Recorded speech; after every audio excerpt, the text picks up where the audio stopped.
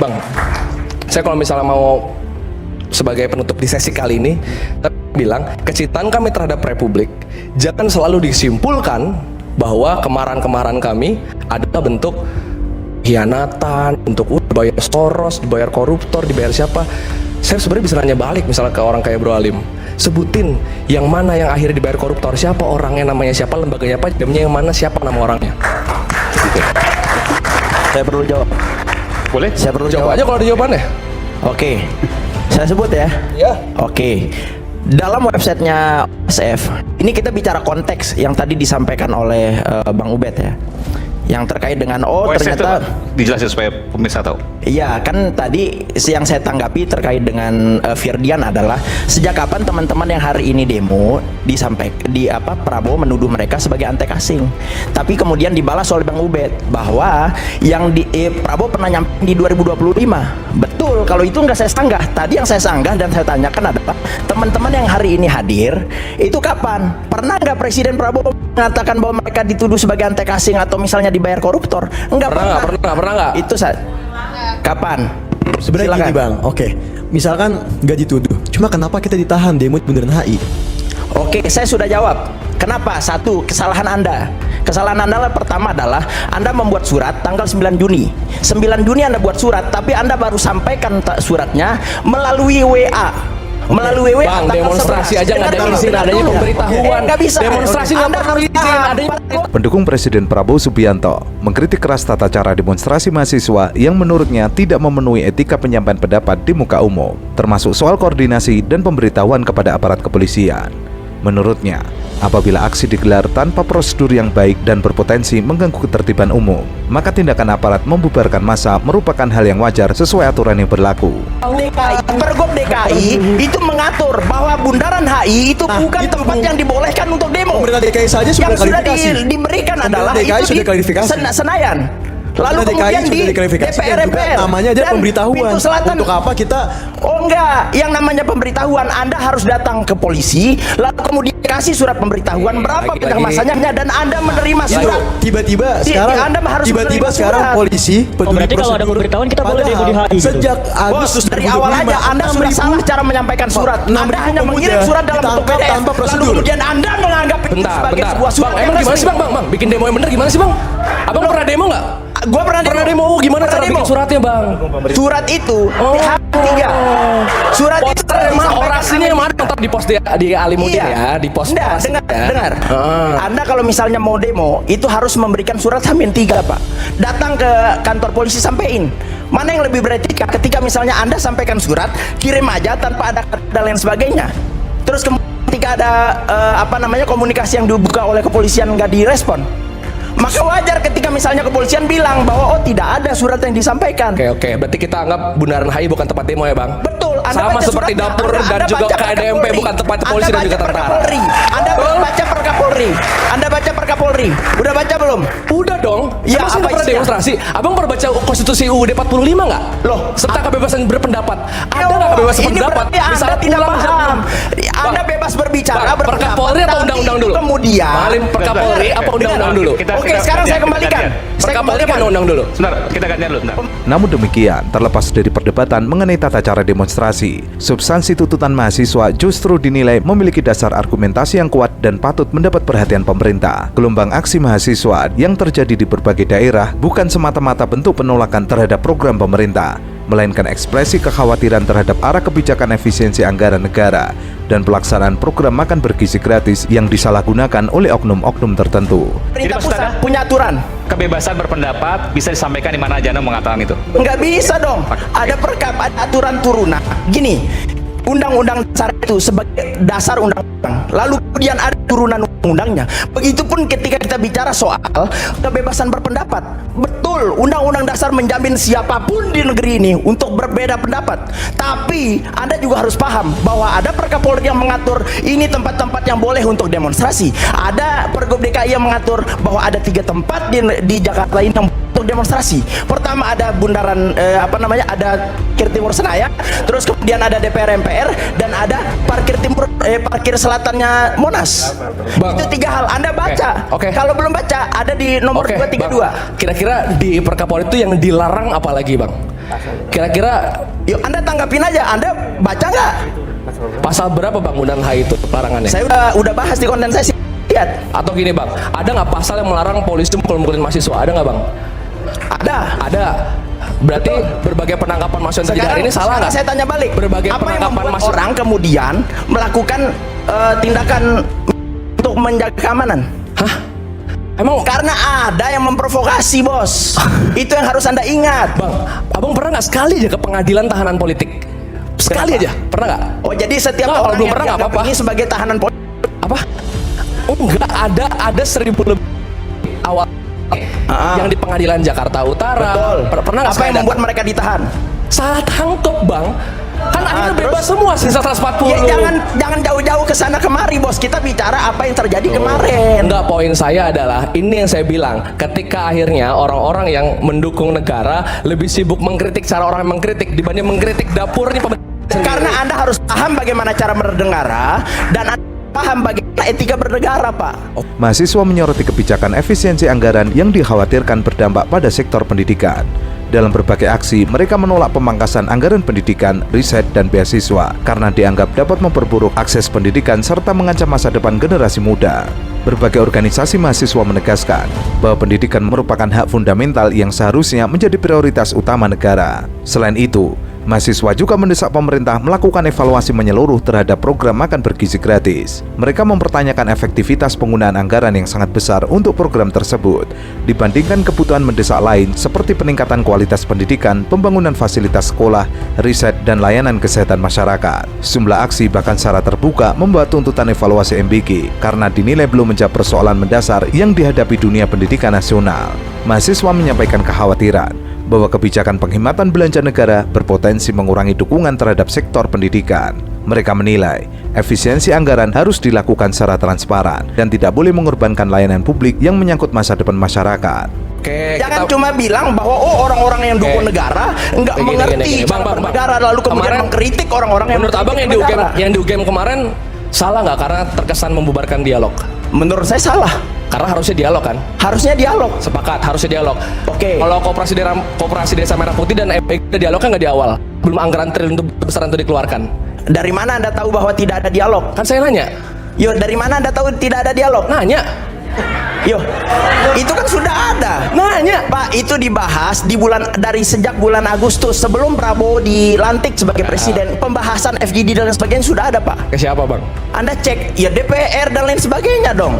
Ngapain Anda tanya saya bukan pejabat negara Bang, kok. abang tahu nggak? Dalam pekan ini ada gugatan ke Mahkamah Konstitusi. Betul, saya dari tahu.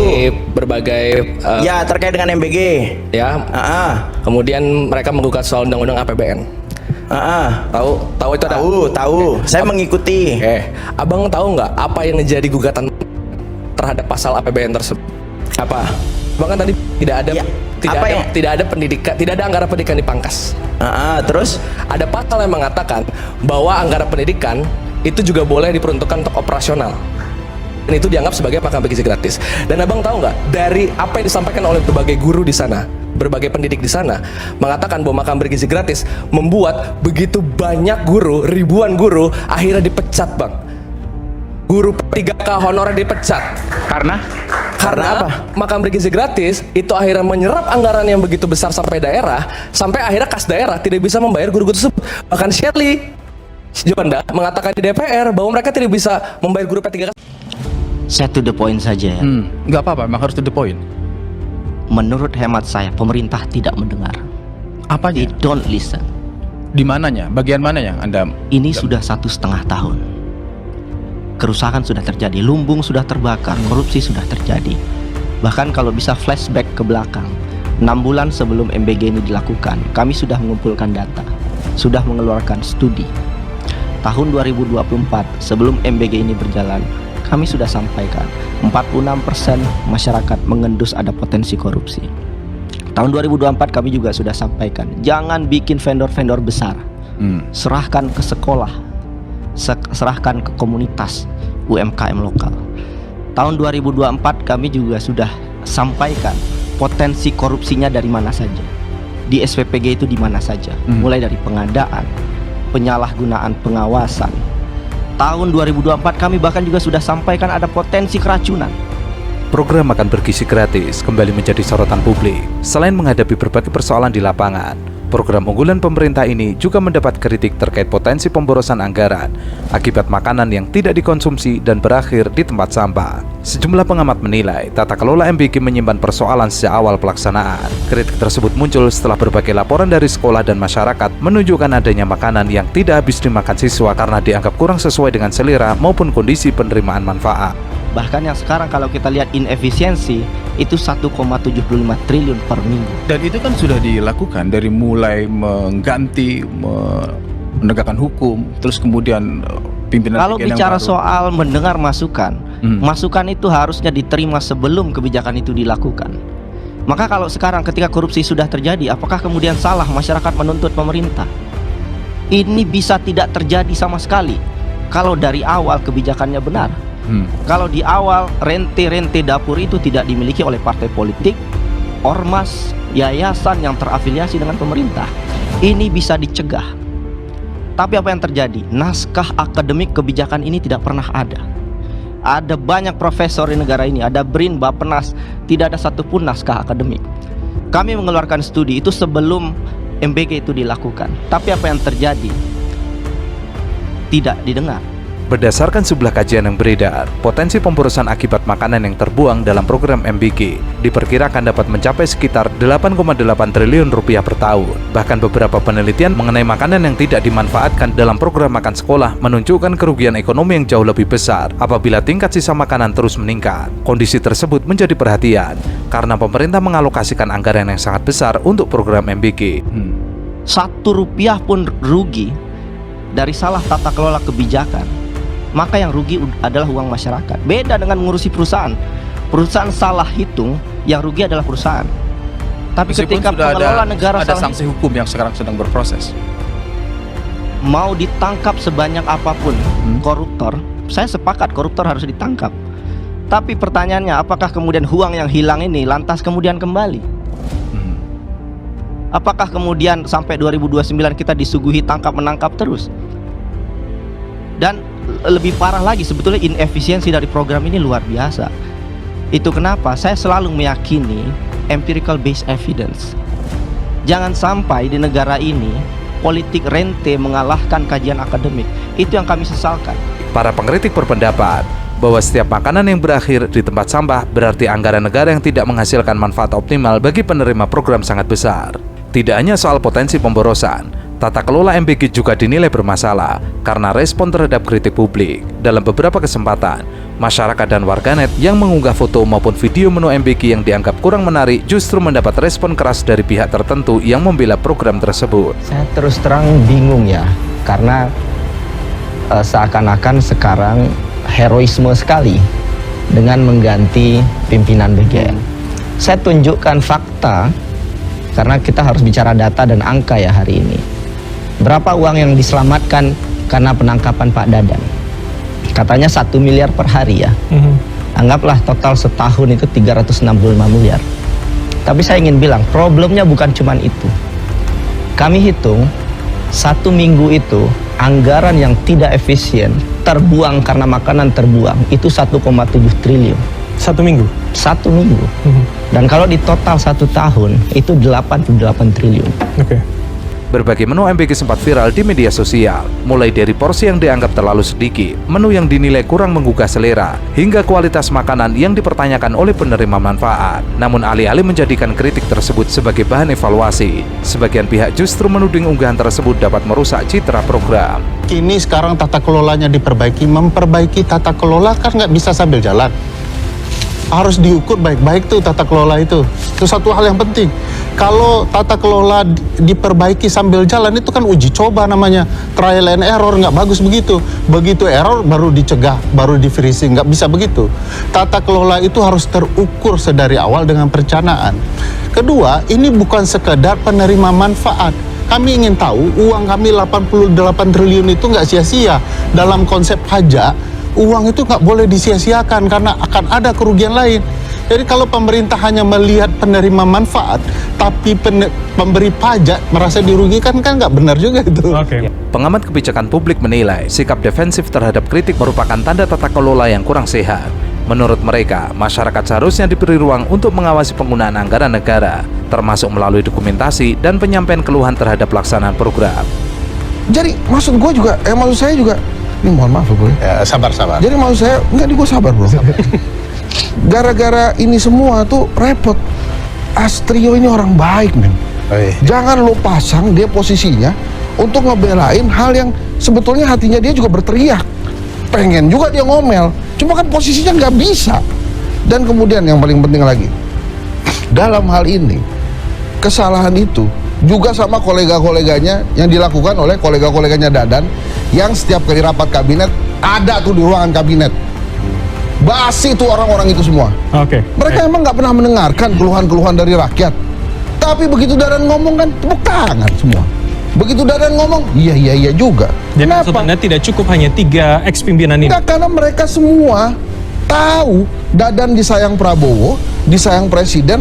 Jadi mereka nggak berani mengungkapkan apa yang mereka tahu tentang MBG. Baik. Kenapa? Mereka takut dimarahin Presiden. Mereka takut diganti. Kan begitu. Di sisi lain, laporan mengenai makanan yang tidak habis dimakan, menu yang berakhir di tempat sampah, hingga sejumlah kasus dugaan keracunan makanan semakin memperkuat kritik terhadap pengawasan program. Berbagai pihak menilai pemerintah perlu memperbaiki mekanisme evaluasi pengawasan kualitas makanan, serta membuka ruang kritik yang lebih luas agar tujuan meningkatkan gizi anak benar-benar tercapai. Sentimen positif ini harus diteruskan. Kan tadi salah satu sentimen positifnya adalah Pak Prabowo mendengarkan.